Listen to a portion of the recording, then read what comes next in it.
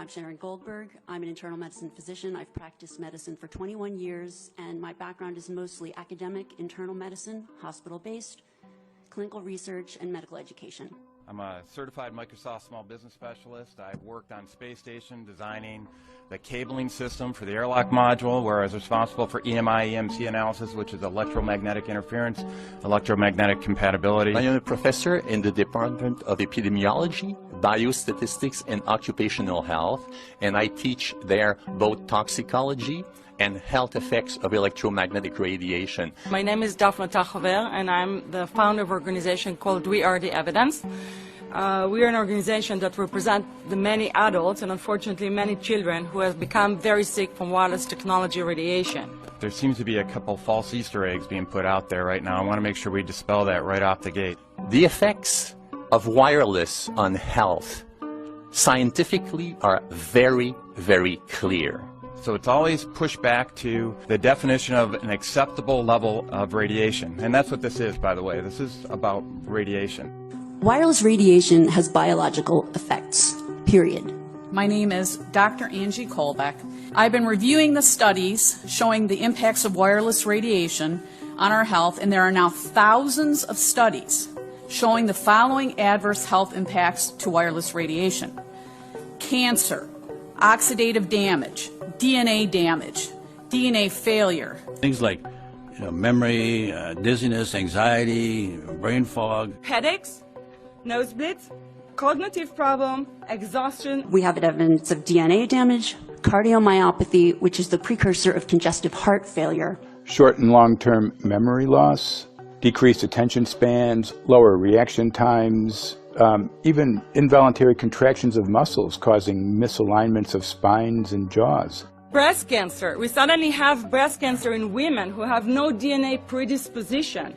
Disrupted immune function and change in stress proteins, reproductive and fertility effects. There are dozens and dozens of studies that show beyond any doubt what this radiation is doing to our sperm. Now, if you take the cell phone out of your pocket, the sperm will recuperate within 3 to 4 months. What would not recuperate would be the damage to the DNA of the sperm. That is irreparable. The wife of the ex-governor of Indiana was diagnosed with glioblastoma. Same brain tumor Ted Kennedy had and John McCain had. Did you look at John McCain's car? This is a cell phone brain tumor. LeBron James, one of our sports people, had a salivary gland tumor. That is another cell phone tumor. You didn't hear about it because immediately after that was discovered, he was paid by Samsung to become their spokesperson. We are seeing increases in brain tumors. We're seeing increases in Alzheimer's. We're seeing increases in all of the neurotransmitter diseases, ALS, Lou Gehrig's disease, Parkinson's. These are all disease systems that are known to be associated with low-level energy exposures. We talk about 24/7, around-the-clock exposure, wherever you are, and your whole body. You never get away from it. And it seems from our studies that maybe your immune system can cope with for a time, but it will deteriorate. Then the irradiation will definitely damage cells at the deeper level, and the question is what will then happen? These are out of peer-reviewed papers, so these are not just hypochondriacs thinking that they're doing it. We're having real problems with this. This is no longer a subject for debate when you look at PubMed and the peer-reviewed literature. These effects are seen in all life forms: plants, animals, insects, microbes. So 5G is not a conversation about whether or not these biological effects exist. They clearly do. There is scientifically evidence that is so strong that you can be certain that the standards used by the FCC to manage health effects are wrong.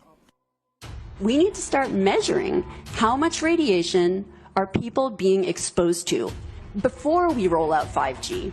There are 4 kinds of electromagnetic fields that we know are harmful to human health. So radio frequency radiation, magnetic field. Is it true? It could be. No, well, very few cases. There was an unfortunate incident out in Iowa. Look, gentlemen, practice these words in front of the mirror. Although we are constantly exploring the subject, currently, There is no direct evidence that links cell phone usage to brain cancer.